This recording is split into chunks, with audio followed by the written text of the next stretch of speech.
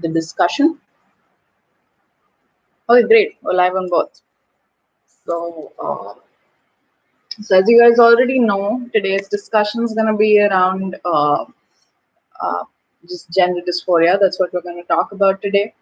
And I'm hoping to hear a lot of opinions from everybody and just get to know what everyone thinks of this topic, how you've been dealing with things, and yeah, just I think get to know what kind of resources everyone's been using. If there are resources that you want to share with other people, that would be pretty amazing. So I think I wanted to do this session both for our allies, where I think we still get frustrating questions sometimes about things like what is gender dysphoria or what dysphoria means. So I wanted to maybe quickly begin with a really basic definition for any ally who just wants to understand perhaps what the experience is like.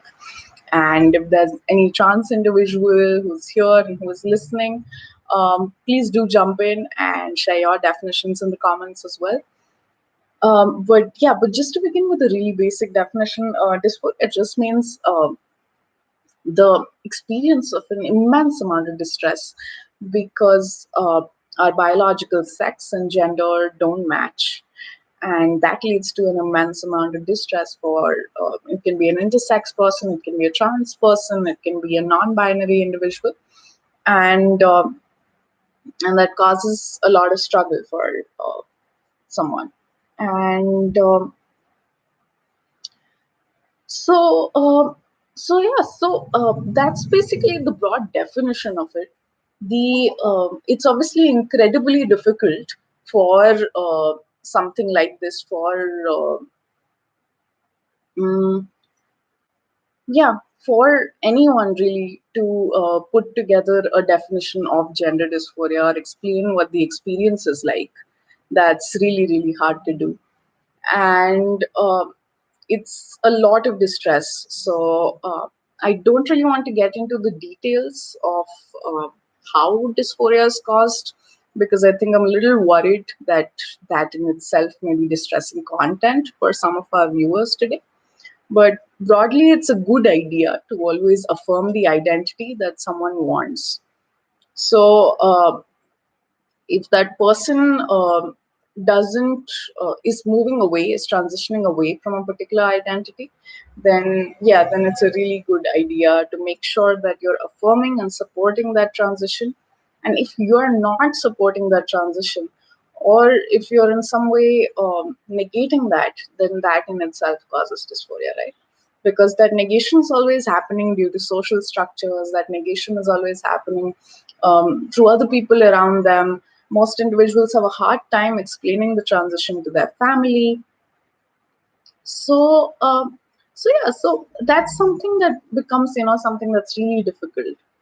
So, yeah, there are a couple of individuals who've already joined and they're sharing their experiences. There's one of our participants who's talking about how the dysphoria is so bad sometimes that it causes mental breakdowns, and they want to do things that are really harmful for them.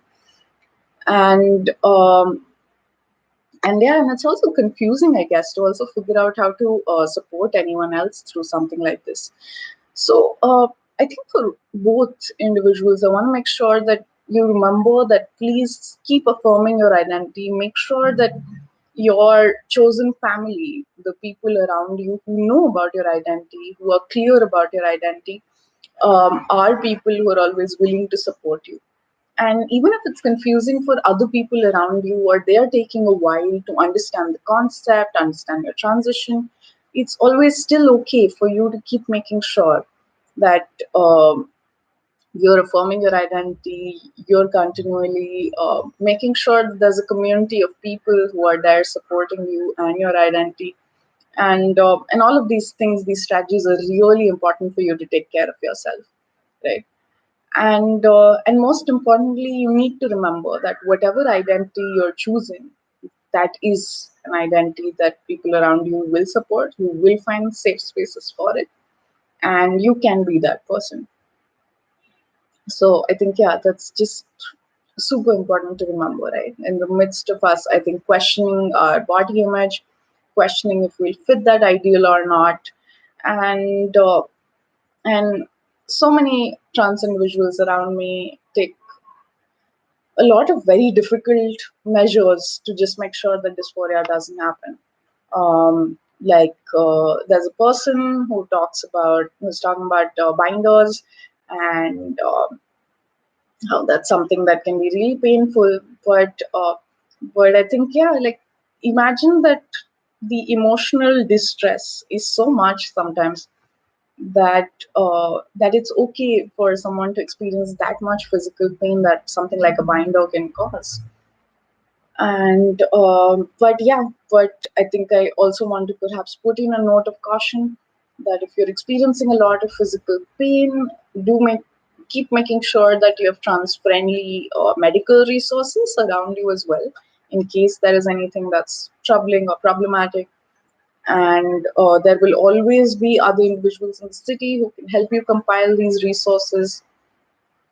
And again, as a note for the allies, these are questions that you can ask your trans friends, your queer friends, that what is the support that they need? You can just begin with that simple question, right?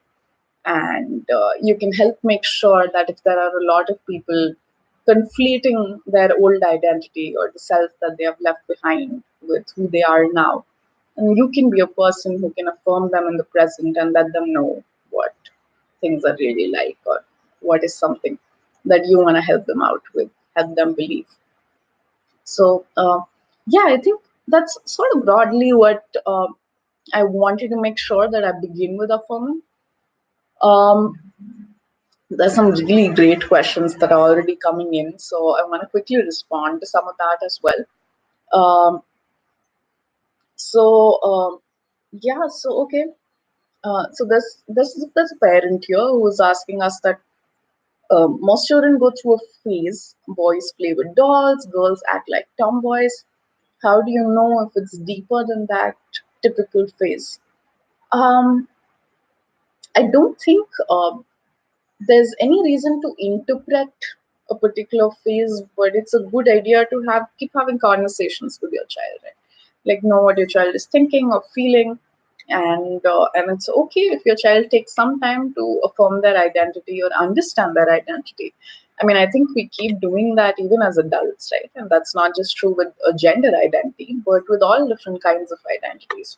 I don't think that I'm the same person that I was when I was 7 years old, or or even like my nuanced understanding of my own gender or sexuality, even when I defined it at a certain point. It still kept changing, it still kept evolving with different kinds of experiences. So that I think is really important. I think for us to just be open for that conversation, right, and just be okay with where the child takes it, have that discussion about what they're thinking or what they're feeling. And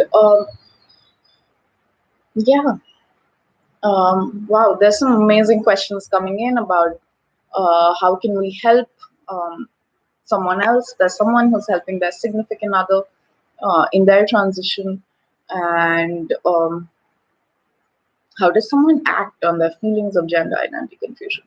Wow. Yeah, I mean, thank you for sharing that. I think it must be so hard, I guess, for both parties to really, truly support each other through something that affects both of them so deeply. But I think, yeah, again, like, I would just begin with affirming that person's identity and the body that they've chosen for themselves as a really necessary thing for anyone supporting them to begin with, right? Because that's something that does cause a lot of pain and a lot of distress when people get that wrong. So I think definitely begin with that. And apart from that, in terms of looking for resources, if you want to talk to other trans individuals, or if you want to talk about the process of medically transitioning, or what does the process look like, even for like you as a significant other, I think it's a great idea to reach out to communities around you, right? Like, speak to trans resources, check that out on the internet, and there will always be a community that is coming together in places either in your city or around your city. So make sure that you are able to access that, you know what those resources look like. And those conversations are really important because there's so many incredibly unique dilemmas that exist only within these spaces. And it's really hard for a cishet individual to completely understand that, right? So yeah, I think it's super important that we figure out like how other people are going through these dilemmas, how are they trying to understand that or unpack that for themselves, and how are they taking care of themselves when things get really distressing, right? It's also important to note that medical transitioning is only one of the ways through which people manage or relieve their dysphoria. There are a number of other ways that are also open for how people take care of their dysphoria. So yeah, I think that's also super important to remember that that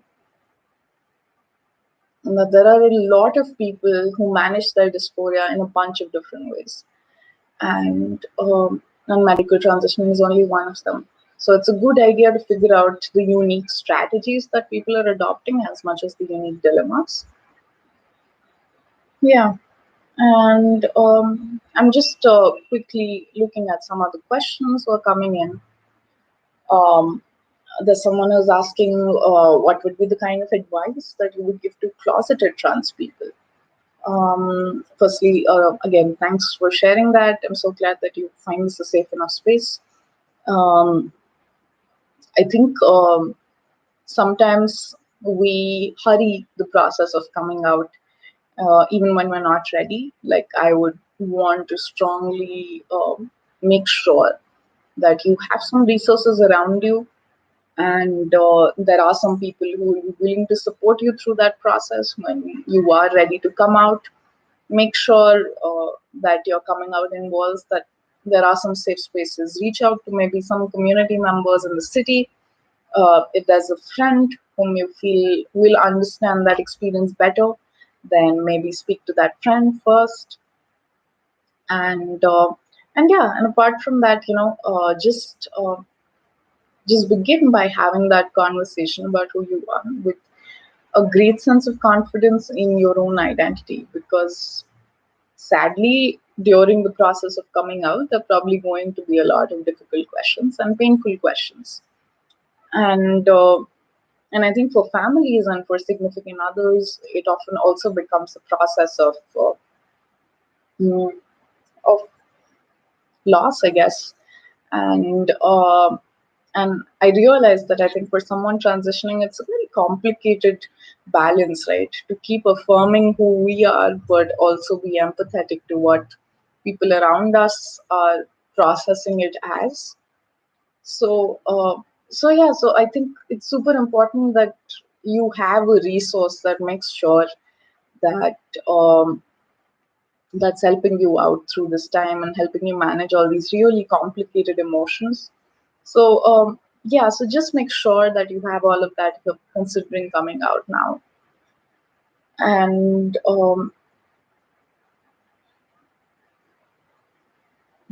yeah, hmm.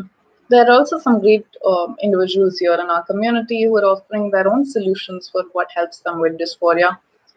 Darian here is sharing that sometimes, and Frankie is sharing, sorry, that when they get dysphoric, sometimes it really helps them if they draw or if they talk to other people. So those are some of their strategies through which that's something that's helpful for them.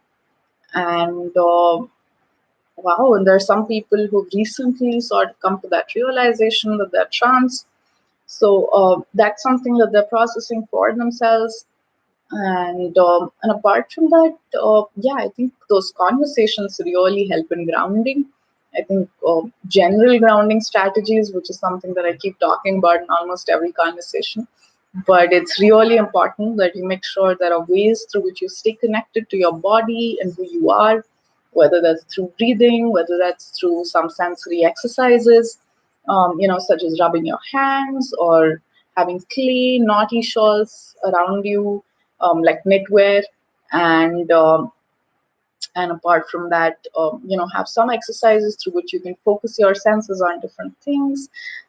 such as such as the things around you that you can visually see, things that you can smell, all of those things.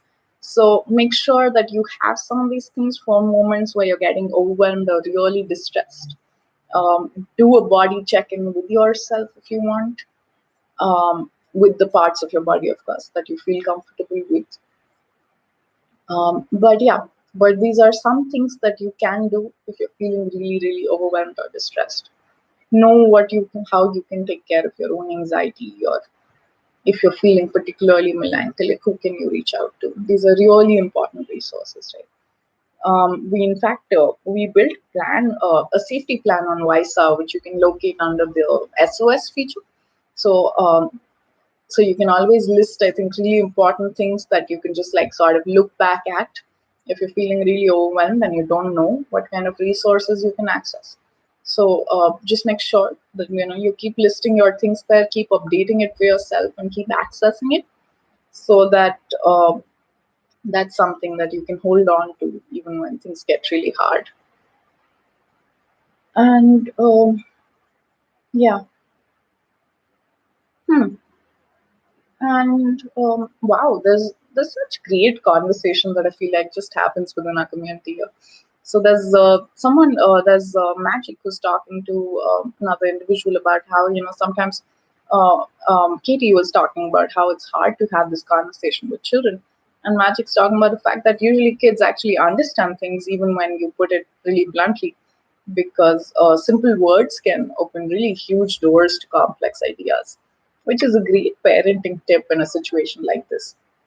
But sometimes I think kids very quickly absorb the emotion that we're feeling. So if you're feeling ashamed, if you're feeling doubtful about how to support a trans friend, or explain transitioning to a child, that kid may pick up on your shame if that's what you're communicating.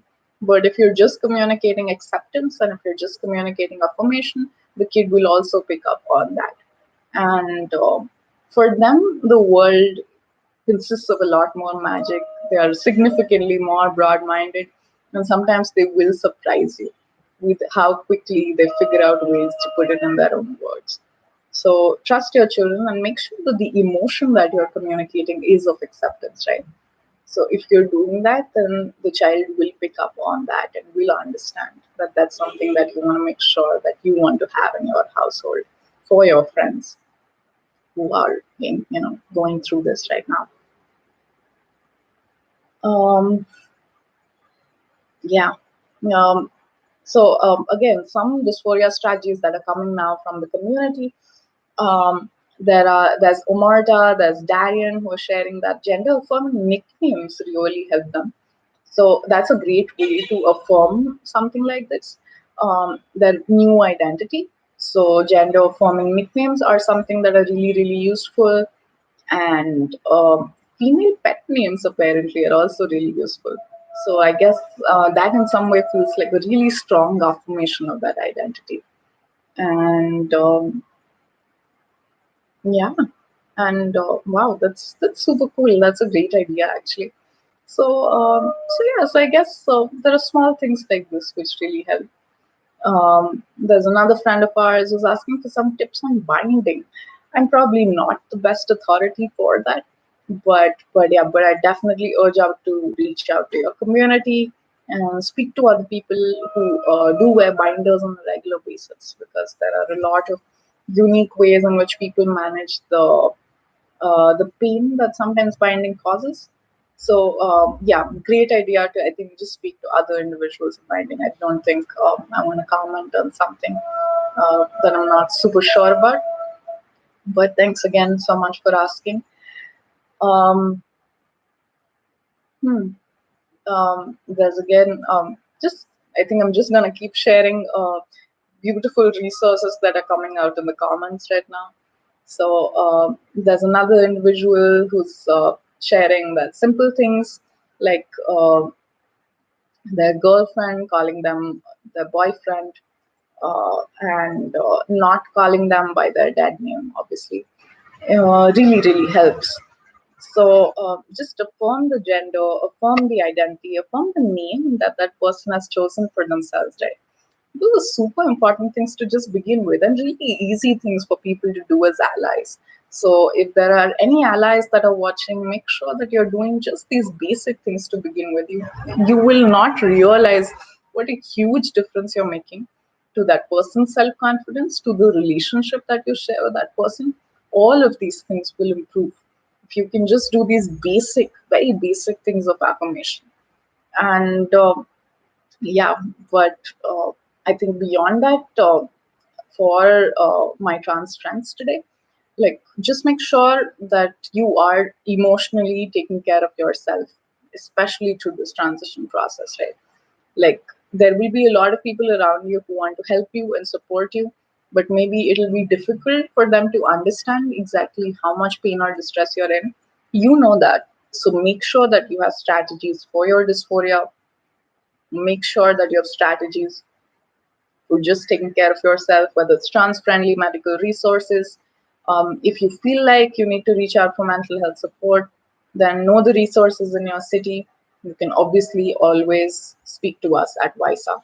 And whether it's to the coaches there, whether it's to the bot, those are always resources that are available for you. So make sure that you can access that as well. But yeah, but obviously I can't emphasize enough that city-wide resources or resources around you are super duper important to have. And hmm, all right. And hmm, okay, I'm just quickly looking at some of the questions here. There's another friend of ours who's sharing that they don't know how to go around telling their older relatives that they're trans. And if they're asking if anyone has any advice, yeah, I can imagine that that's a very hard conversation to get into. There was a really painful story that a friend was sharing yesterday about how another friend of theirs sometimes needs to revert back to their dead name whenever some of their relatives come visiting, and I could just imagine like how painful that must be to do that on a regular basis, like just yeah, sort of have our identity negated in the moments where it's just not easy for people around us to sort of accept that or understand that.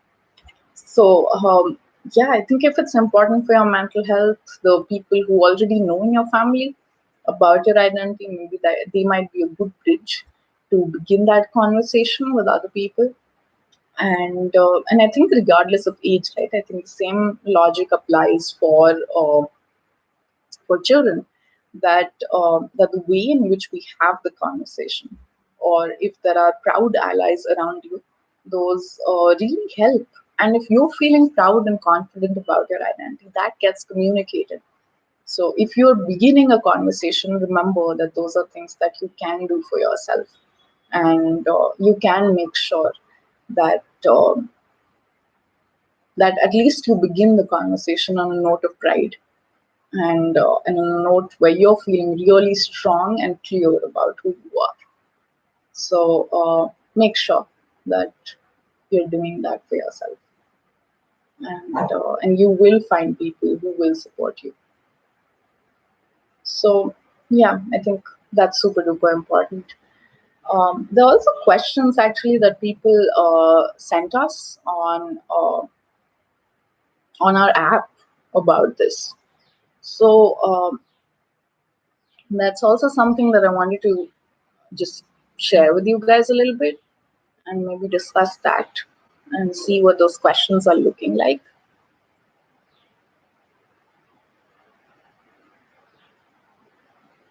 Hmm, very interesting.